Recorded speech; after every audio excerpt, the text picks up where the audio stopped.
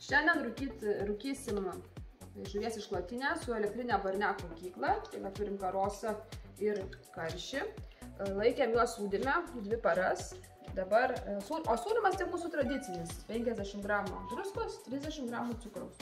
Dabar dedu į šaltą vandenį, palaikysim 5 minutės maždaug, kad tiesiog truputį atmirktų druska.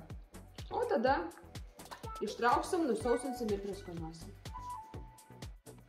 Na va, tai žuvį išėmėm iš vandens, dabar su vienkartiniu rankšluosčiu apsausinsim ir barstysim prieskonius. Šiandien mes barstysim tokį jau labai pasiteisinusi, neblogą mišinį, tai čimičiūri. Labai populiarus Argentinoje ir Urugvajuje prieskonis. Čia į sudėtį įeina petražolė, raudonėlis, svogūnas, česnakas, čili pipiriukas. Galit naudoti ir kitokius savo mėgstamus prieskonius, svarbiausia, kad jie būtų be druskos, nes ir žuvis jau yra įsisurėjusi ir daugiau nereikia.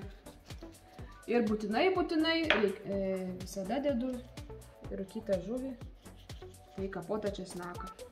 Taip žuvies net neįsivaizduoju.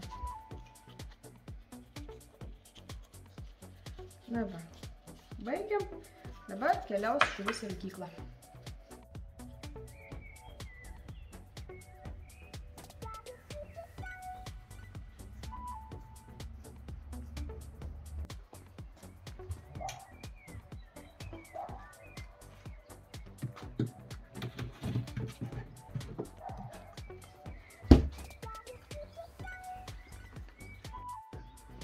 Nusistatėm dabar rūkykloje 47 laipsnius, tokią temperatūrą, kadangi norim žuvį apdžiovinti.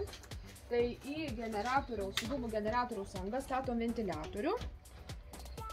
Jis yra jungiamas tiesiog labai paprastai ir lengvai vieno mygtuko paspaudimu. Rūkykla apskritai yra labai lengvai valdoma, viskas yra labai tikslu, todėl žuvį gaminti galima labai profesionaliai. Na ką, dabar pusę valandos palauksim, kol ta žuvytė apdžius. Žuvytė jau apdžiuvo, tai mes dabar išjungiam ventiliatorių ir išimam. Ir dabar į tą vietą dedam dūmų generatorių.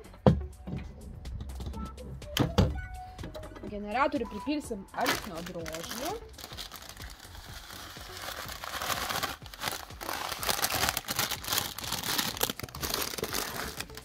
Na va ir viskas, ir dabar jungiam. Čia temperatūra nustatyta 60 laipsnių, 1 valandą rūkysim 60 laipsnių temperatūroje, o toliau pakelsim už valandos iki 80.